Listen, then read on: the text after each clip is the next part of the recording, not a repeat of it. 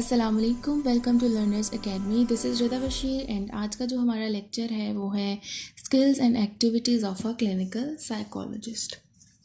तो clinical psychologist is basically a professional जो कि डिफरेंट प्रिंसिपल्स और प्रोसीजर्स को अप्लाई करके एक इंडिविजुअल के intellectual, emotional, psychological and behavioural problems को अंडरस्टैंड करता है, प्रिडिक्ट करता है और एलिविएट करता है, जिसके लिए क्लिनिकल साइकोलॉजिस्ट के पास कुछ स्किल्स का होना बहुत ज़रूरी है, या फिर यूँ भी कहा जा सकता है कि कुछ ऐसे एरियाज़ हैं जिनमें क्लिनिकल साइकोलॉजिस्ट का कॉम्पिटेंट होना बहुत ज़रूरी है। तो उनमें सबसे पहले आ जाता है असेसमेंट एंड डायग्नोसिस।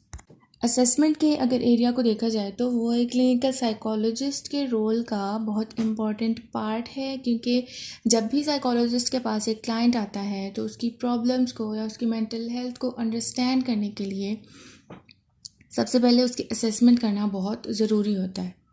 असेसमेंट मुख्तलिफ़ तरीक़ों से की जाती है, या तो साइकोलॉजिकल टेस्टिंग के थ्रू की जाती है, या फिर ऑब्जर्वेशन के थ्रू, या इंटरव्यूइंग के थ्रू की जाती है।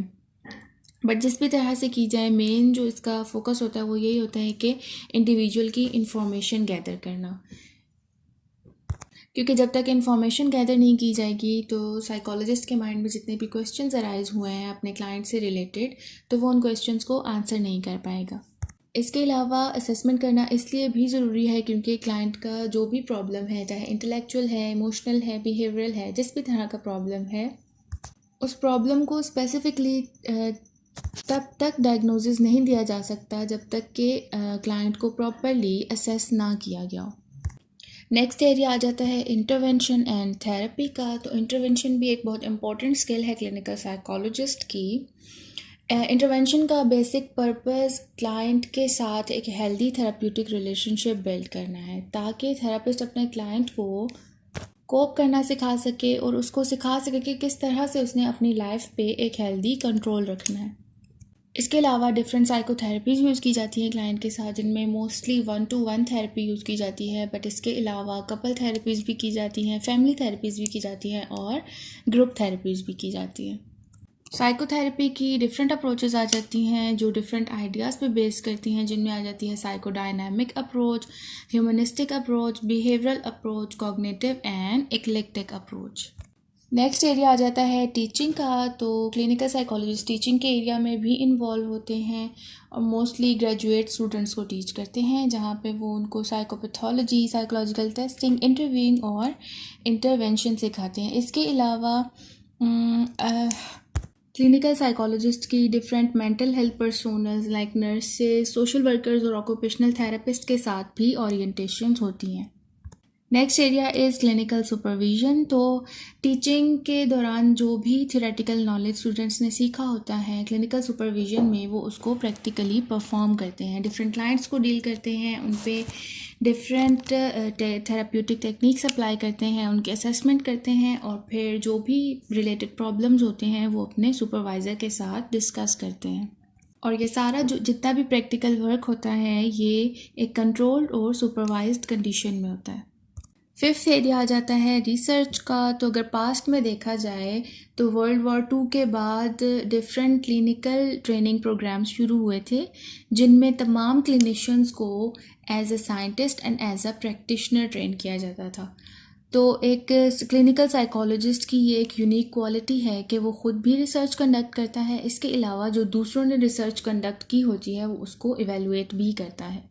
सो रिसर्च एक क्लिनिकल साइकोलॉजिस्ट की इंटेग्रल एक्टिविटी है जो कि वो एकेडमिक सेटिंग में भी कंडक्ट करता है, इसके अलावा क्लिनिकल सेटिंग में भी कंडक्ट करता है, जिसके थ्रू वो न्यू नॉलेज को कंज्यूम भी करता है और न्यू नॉलेज प्रोड्यूस भी करता है। रिसर्च के बाद जो एरिया आ जाता है वो है कंसल्टेशन। तो कंसल्टेशन भी एक क्लिनिकल साइकोलॉजिस्ट की बहुत सिग्निफिकेंट एक्टिविटी है, और different clinical psychologist different areas में एज अ कंसल्टेंट सर्व कर रहे हैं।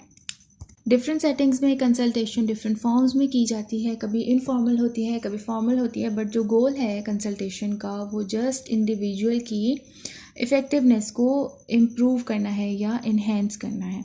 लाइक डिफरेंट कंपनीज़ में अगर वर्कर्स में कॉन्फ्लिक्ट आ रहा है तो वो क्लिनिकल साइकोलॉजिस्ट को कंसल्ट करते हैं उस कॉन्फ्लिक्ट को रिजॉल्व करने के लिए। इसके अलावा अगर कोई हाई स्ट्रेस एम्प्लॉय है तो उस पर किस तरह से स्ट्रेस मैनेजमेंट स्ट्रेटजीज़ अप्लाई करनी है, तो उसके लिए भी क्लिनिकल साइकोलॉजिस्ट को कंसल्ट किया जाता है।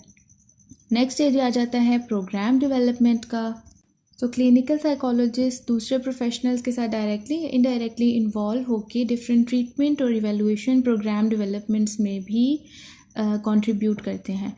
लास्ट जो एरिया आ जाता है वो है एडमिनिस्ट्रेशन का। तो आमतौर पे अगर देखा जाए तो तमाम ही clinical psychologist different administrative tasks में इन्वॉल्व होते हैं, लाइक क्लाइंट का रिकॉर्ड मेंटेन करना, क्लाइंट की रिपोर्ट्स मेंटेन करना, डिफरेंट क्लिनिकल और रिसर्च ऑपरेशन से रिलेटेड प्रोग्राम्स और प्रोसीजर्स डेवलप करना।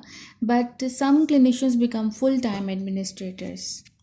डिफरेंट यूनिवर्सिटीज़ में अगर देखा जाए तो clinical psychologist as a head of department काम कर रहे हैं। इसके अलावा डिफरेंट फर्म्स में एज वाइस प्रेसिडेंट काम कर रहे हैं। और अगर डिफरेंट क्लिनिकल ट्रेनिंग प्रोग्राम्स देखे जाएं तो उनमें भी clinical psychologist as a director काम कर रहे हैं।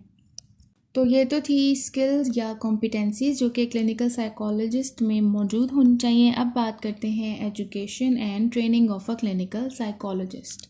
तो एजुकेशन अगर देखी जाए क्लिनिकल साइकोलॉजिस्ट की तो उसके लिए सबसे पहले चाहिए होती है बैचलर्स इन साइकोलॉजी की डिग्री।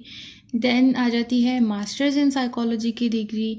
बहुत से इंडिविजुअल्स मास्टर्स के बाद क्विट कर देते हैं और डिफरेंट इंटर्नशिप्स और ट्रेनिंग्स करते हैं, बट जो डिग्री आ जाती है मास्टर्स के बाद वो है पीएचडी और साइडी। ये इंडिविजुअल पे डिपेंड करता है कि वो कौन सी डिग्री चूज़ करता है, डॉक्टरेट ऑफ फिलॉसफी की डिग्री या फिर डॉक्टरेट ऑफ साइकोलॉजी की डिग्री। देन पीएचडी के बाद जो डिग्री आ जाती है वो है पोस्ट डॉक्टरेट। तो एक इंडिविजुअल नेशनल लाइसेंसिंग एग्ज़ामिनेशन देने से पहले उसको 1 से 2 साल का जो है पोस्ट डॉक्टरल ट्रेनिंग या सुपरविजन उससे करवाई जाती है, जिसमें क्लिनिकल वर्क भी इंक्लूड होता है, रिसर्चेस भी इंक्लूड होती हैं, डिफरेंट टीचिंग और प्रोफेशनल एक्टिविटीज़ भी इंक्लूड होती हैं। नेक्स्ट आ जाता है clinical psychology education in Pakistan. तो क्लिनिकल साइकोलॉजिस्ट बनने के लिए सबसे पहले तो मास्टर इन साइकोलॉजी की डिग्री कंप्लीट करनी पड़ती है किसी ऐसी यूनिवर्सिटी से जो कि HEC से रिकग्नाइज्ड हो। उसके बाद डिफरेंट क्लिनिकल प्रैक्टिसेस कोर्सेज में स्पेशलाइजेशन करनी पड़ती है। और पाकिस्तान में अब तक 3 स्पेशलाइजेशन कोर्सेज जो हैं ऑफ़र किए जा रहे हैं, जिनमें सबसे पहले आ जाता है ADCP जो कि 18 मंथ्स का कोर्स है। इसके अलावा मास्टर्स इन क्लिनिकल साइकोलॉजी जो कि 2 इयर्स का प्रोग्राम है। And doctorate in clinical psychology तो ये डिपेंड करता है, अगर MS के बाद कर रहे हैं डॉक्टरेट इन क्लिनिकल साइकोलॉजी तो ये 2 साल का होगा, और अगर ADCP के बाद कर रहे हैं तो ये 3 साल का होगा। नेक्स्ट आ जाती है ट्रेनिंग ऑफ क्लिनिकल साइकोलॉजिस्ट। तो इस पे डिफरेंट जो क्लिनिशियंस हैं उनमें कॉन्फ्लिक्ट है कि साइकोलॉजिस्ट को किस तरह की ट्रेनिंग दी जानी चाहिए या किस डायरेक्शन मूव करवाना चाहिए। बट अगर यूनाइटेड स्टेट्स में देखा जाए तो वहाँ पे अब तक 2 ट्रेनिंग प्रोग्राम्स जो हैं वो डेवलप किए गए हैं, जिनमें एक आ जाता है doctor of philosophy that is PhD and दूसरा जो है वो doctor of psychology that is PsyD।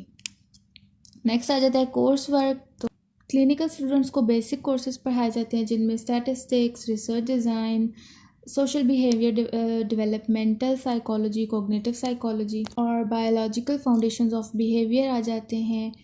Course content जो है वो प्रोग्राम टू प्रोग्राम वेरी करता है, बट मेन फोकस यही है कि इंडिविजुअल को या स्टूडेंट को ह्यूमन बिहेवियर की बेसिक्स सिखाई जाए। नेक्स्ट आ जाता है प्रैक्टिकम वर्क। तो जो भी स्टूडेंट ने थ्योरेटिकल नॉलेज लिया होता है उसके बाद वो उसको प्रैक्टिकली परफॉर्म करके अपनी स्किल्स को इम्प्रूव करता है। जितना भी ये प्रैक्टिकम वर्क होता है वो एक ट्रेंड क्लिनिशियन की प्रॉपर सुपरविजन के अंडर होता है।